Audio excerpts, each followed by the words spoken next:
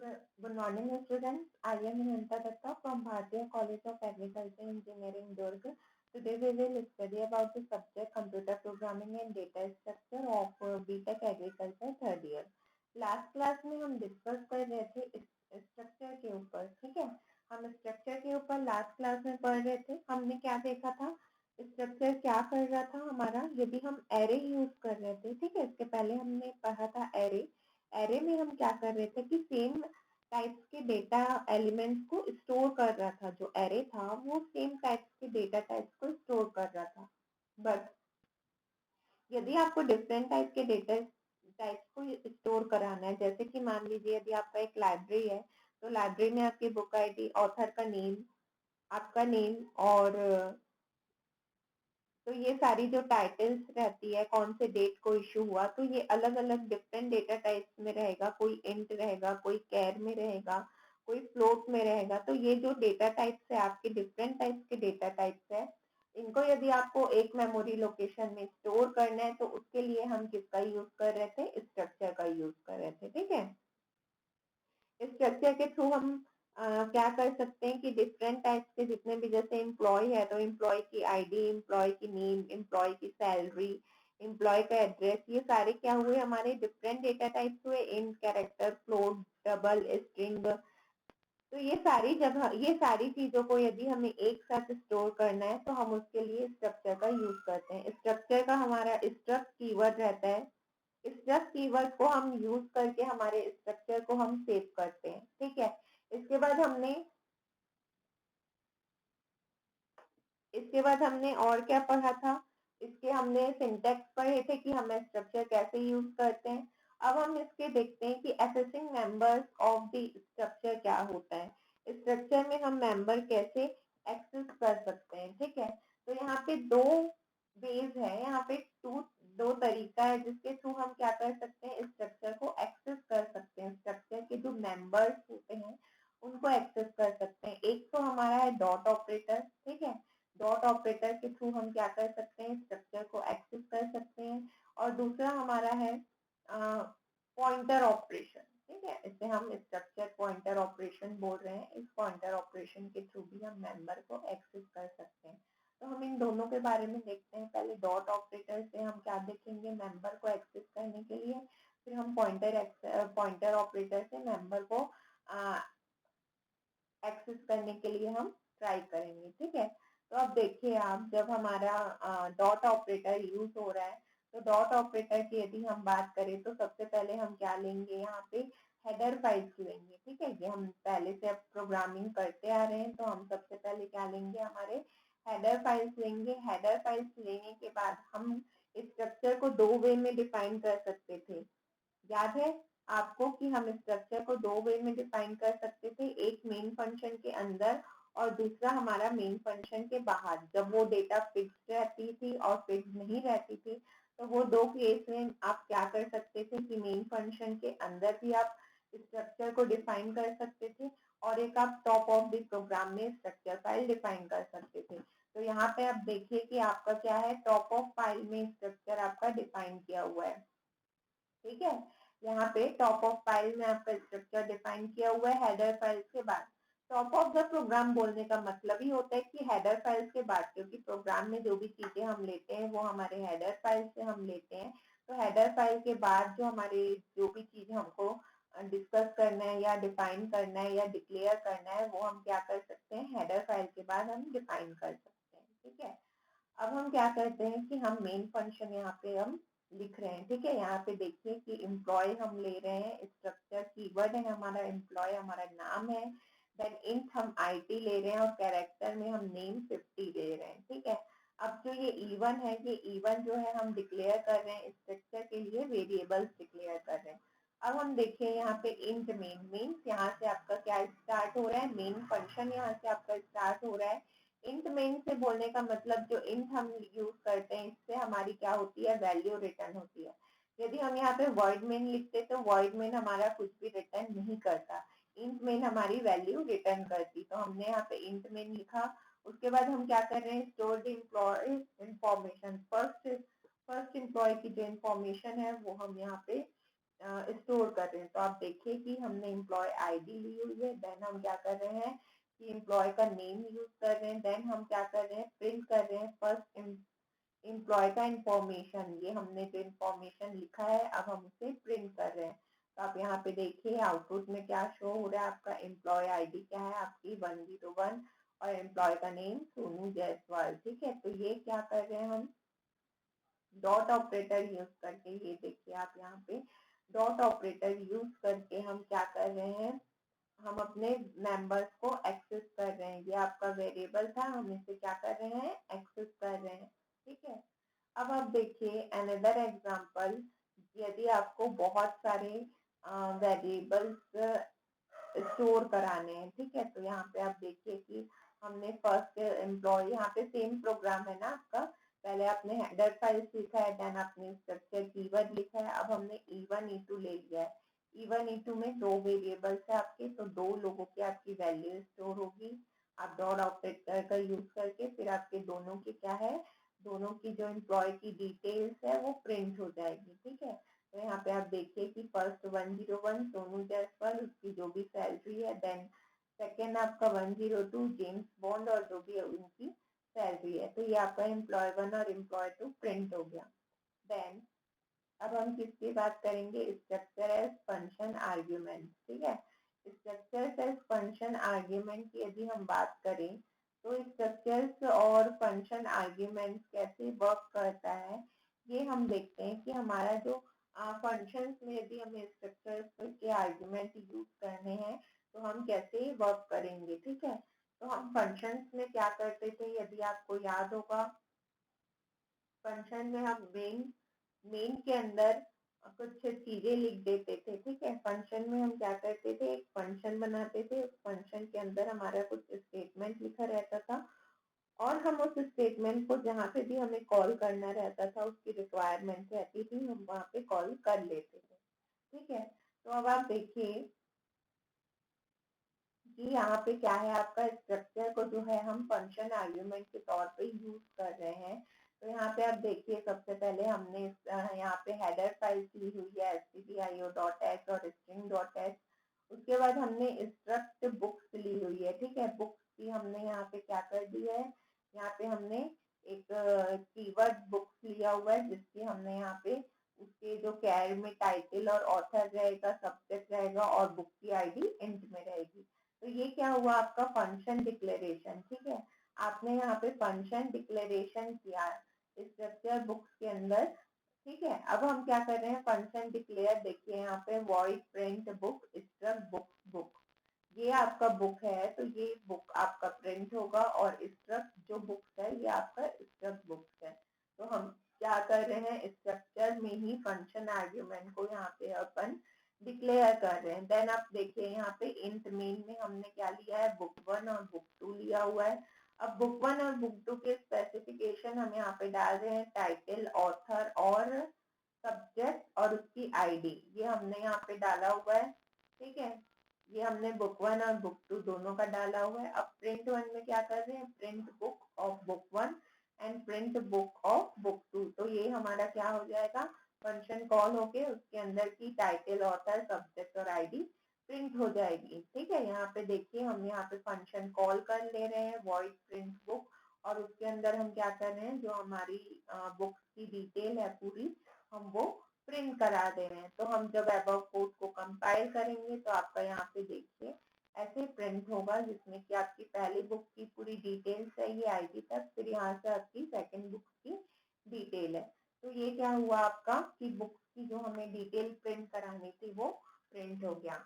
Then pointer to structure, pointer करता क्या है, पॉइंटर मैंने पहले भी डिस्कस किया था, इसके बारे में हम डिटेल में आगे की क्लास में डिस्कस करेंगे कि पॉइंटर में क्या क्या वर्क होता है। पहले यदि हम सिंपल से लैंग्वेज में समझें कि पॉइंटर क्या होता है, तो पॉइंटर जो है वो किसी के भी वैल्यू के एड्रेस को पॉइंट करता है। ठीक है, पॉइंटर जो है एड्रेस को पॉइंट करता है। तो इस स्ट्रक्चर में हम पॉइंटर को कैसे यूज करेंगे, उसके लिए हम डिस्कस करते हैं कि हम स्ट्रक्चर में पॉइंटर को कैसे यूज करेंगे। तो स्ट्रक्चर में हम पॉइंटर को यूज करने के लिए कुछ वेरिएबल्स हमें क्या होगा, डिफाइन करने पड़ेंगे। You can define pointers to structure in the same way you can define pointer to any other variable. जैसे हम पॉइंटर कोई स्ट्रक्चर में डिफाइन करेंगे सेम वे से, कैसे सेम वे से, जैसे ही हम पॉइंटर को किसी अदर वेरिएबल में डिफाइन करते हैं। अब देखिए आप यहाँ पे इसका आप सिंटेक्स स्ट्रक्ट बुक्स एस्ट्रिक्स, ये आपका क्या है, पॉइंटर है, स्ट्रक्ट पॉइंटर। तो ये आपका यहाँ पे एक सिंटेक्स हो गया। देन आप यहाँ पे देखिए कि हम कैसे जो एड्रेस को स्टोर कराना है, ठीक है, वेरिएबल के एड्रेस को स्टोर कराते हैं। पॉइंटर से हम क्या करते हैं, वेरिएबल के जो भी एड्रेस रहते हैं हम उनको स्टोर करते हैं, ठीक है। और to find the address of structure variable place the and operator before the structure name. और जब भी हम एड्रेस फाइंड करना है, एड्रेस किसी भी स्ट्रक्चर के वेरिएबल का एड्रेस फाइंड करना है, तो हमें जो ये एंड सिंबल है उसे हमें स्ट्रक्चर के नाम के पहले रखना पड़ेगा। जैसे ये बुक 1 है, बुक 1 के पहले में हमने एंड रखा हुआ है, तो इससे हमें क्या पता चलेगा, इस वेरिएबल का एड्रेस पता चलेगा, ठीक है। Then to access the member of a structure using pointer to that structure, you can use the pointer operator as follows। यदि हमें क्या करना है, members of structure को access करना है पॉइंटर का यूज करके, तो हमें क्या ऑपरेटर का यूज करना पड़ेगा। इस ऑपरेटर का हमें यूज करना पड़ेगा जिसके थ्रू हम क्या कर सकते हैं, स्ट्रक्चर के मेंबर को एक्सेस कर सकते हैं, ठीक है। स्ट्रक्चर के मेंबर को हम एक्सेस कर सकते हैं पॉइंटर ऑप्शन का, पॉइंटर इसका यूज करके, ठीक है। देन यहाँ पे आप देखिए कि हम कैसे यहाँ पे आप एग्जांपल में देखिए कि हम क्या कर रहे हैं, पॉइंटर ऑपरेशन का यूज करके हम उसके मेंबर्स को एक्सेस कर सकते हैं। जैसे कि बुक के अंदर टाइटल होगा, टाइटल को हमको एक्सेस करना है, तो हमने क्या किया, पॉइंटर ऑपरेटर का यूज किया और हम उसके अंदर के मेंबर्स को एक्सेस कर लिया। Then let us rewrite the above example using the structure pointer। अब हम structure pointer को यूज करके एक प्रोग्राम एक एग्जाम्पल देखेंगे। यहाँ पे आप देखिए हमने पहले हेडर फाइल्स लिखी हुई है, देन हमने एक बुक्स करके फंक्शन बनाया हुआ है, स्ट्रक्चर है ये हमारा। देन हम फंक्शन को डिक्लेयर कर रहे हैं, फंक्शन क्या है हमारा, structure books address of books. ये जो एड्रेस है ये आपका क्या करेगा, बुक्स के एड्रेस को फाइंड करेगा, जो भी चीजें रहेगी वो एड्रेस में स्टोर करेगा, ठीक है। हमने फिर एक मेन फंक्शन डिक्लेयर किया हुआ है। यहाँ पे आप मेन फंक्शन में देखिए स्ट्रक्ट बुक्स बुक 1 और स्ट्रक्ट बुक्स बुक 2 ये अपना है।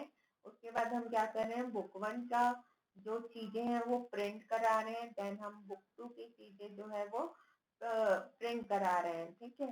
देन आप क्या करेंगे कि print book 1 information by passing address to block 1।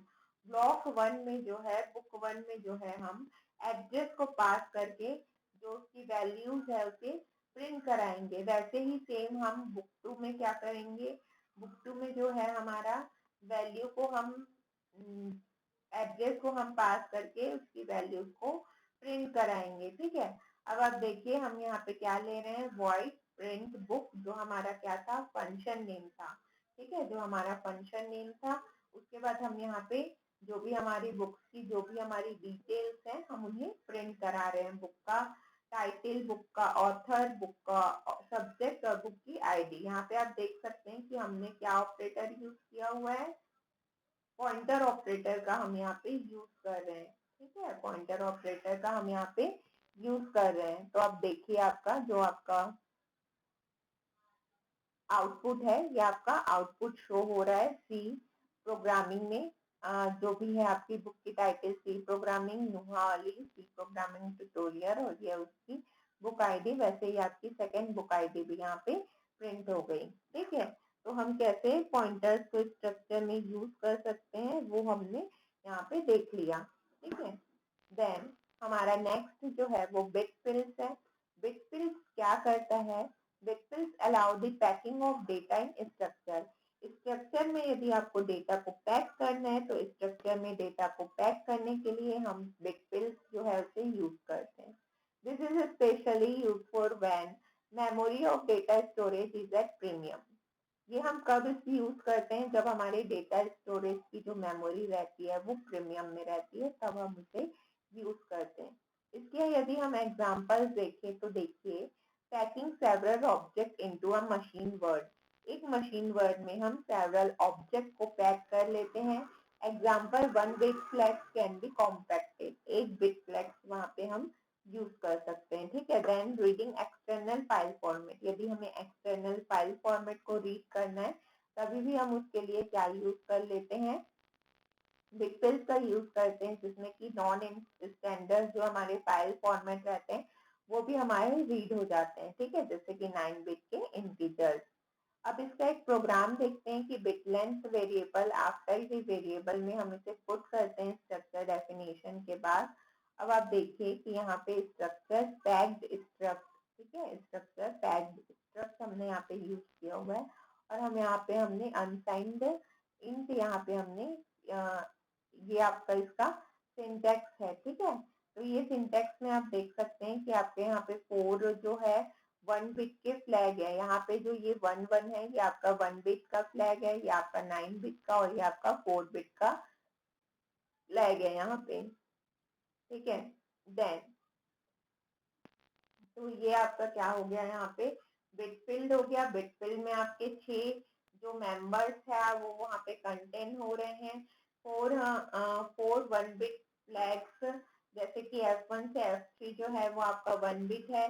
Then जो आपका जो यहाँ पे आप देखिए कि आपका जो टाइप है वो आपका क्या है, 4 बिट का है, और जो आपका माई इंट जो है आपका वो 9 बिट का है। तो she automatically packs the above bit fields as compactly as possible, provide the maximum length of the field is less than or equal to the integer word length, ठीक है।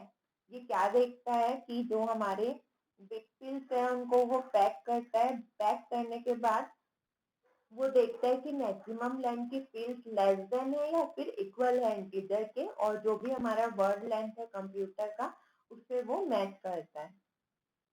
यदि मैच नहीं होता तो उस केस में क्या करता है, कंपाइलर जो है मेमोरी ओवरलैप करता है उन फील्ड्स के लिए, और उसे क्या करता है, स्टोर करता है नेक्स्ट फील्ड में, नेक्स्ट वर्ड के तौर पे वो उसे वहां पे वो उसे स्टोर कर देता है, ठीक है। तो ये हमारा क्या था, बिटफिल्स था। बिटफिल्स के बारे में यदि हम डिस्कस करें तो ये जो हमारा बिटफिल्स था। इसके बाद हम बात करते हैं नेस्टेड स्ट्रक्चर इन सी। हमने नेस्टेड स्ट्रक्चर के बारे पहले हमने क्या देखा था, एरेज ऑफ एरेज देखा था। इफ एल्स में हमने नेस्टेड इफ देखे थे। हमने नेस्टेड इफ देखा हुआ था, मीन्स क्या था हमारा, इफ था, इफ के अंदर फिर से क्या था हमारा, एल्स इफ था। फिर उसके अंदर हम कितने भी टाइप के एल्स इफ यूज कर सकते थे। देन एरे के अंदर हम क्या यूज करते थे, एरे फंक्शंस के अंदर हम फंक्शंस यूज करते थे, जिसमें हमें हर फंक्शन के अंदर उसी फंक्शंस को डिफाइन करना होता था। वैसे ही स्ट्रक्चर में भी होता है, हम स्ट्रक्चर में भी स्ट्रक्चर के अंदर स्ट्रक्चर यूज कर सकते हैं, ठीक है। तो इसे हम बोलते हैं नेस्टिंग ऑफ स्ट्रक्चर, जब हम एक के अंदर दूसरी सेम चीज यूज करते हैं, जैसे फंक्शन ऑफ फंक्शन था, या इफ के अंदर इफ हम बार बार यूज कर रहे थे, तो वो हमारा क्या कहलाता है, नेस्टिंग कहलाता है, ठीक है। तो अब हम क्या पढ़ेंगे, नेस्टिंग स्ट्रक्चर इन सी। सी में हम कैसे नेस्टिंग स्ट्रक्चर का यूज करते हैं। तो देखिए, C provides us the features of nesting one structure within another structure by using which complex data are created। माने कि यदि हमें कॉम्प्लेक्स डेटा यूज करना है, क्रिएट करना है, तो उसके लिए हम नेस्टिंग स्ट्रक्चर का यूज करते हैं, ठीक है। नेस्टिंग स्ट्रक्चर के थ्रू हम क्या करते हैं कि हम बहुत सारे एड्रेस या किसी भी एम्प्लॉय की एंटिटी को हम स्टोर करा सकते हैं। जैसे आप मान लीजिए स्ट्रक्चर के अंदर स्ट्रक्चर नेस्टिंग कराएंगे, तो हम क्या कर सकते हैं, एम्प्लॉय के एंटिटीज को हम वहाँ पे स्ट्रक्चर के तौर पे स्टोर करा सकते हैं, ठीक है। जैसे जितने भी हमारे एम्प्लॉयज की एंटिटीज है वो सारी चीजों को हम नेस्टिंग का यूज करके स्टोर करा सकते हैं। तो हमारा नेस्टिंग ऑफ स्ट्रक्चर कब यूज होता है? जब हमें कॉम्प्लेक्स डेटा टाइप क्रिएट करना रहता है या जब हमें बहुत सारी एंटिटीज हमें स्टोर करानी रहती है, ठीक है। तो अब नेस्टिंग स्ट्रक्चर हमने यहाँ पे इंट्रो देखा कि नेस्टिंग स्ट्रक्चर कैसे वर्क करता है। इसके बारे में हम डिटेल में कल की क्लास में डिस्कस करेंगे कि नेस्टिंग ऑफ स्ट्रक्चर क्या होता है और यूनियंस के ऊपर भी हम कल डिस्कस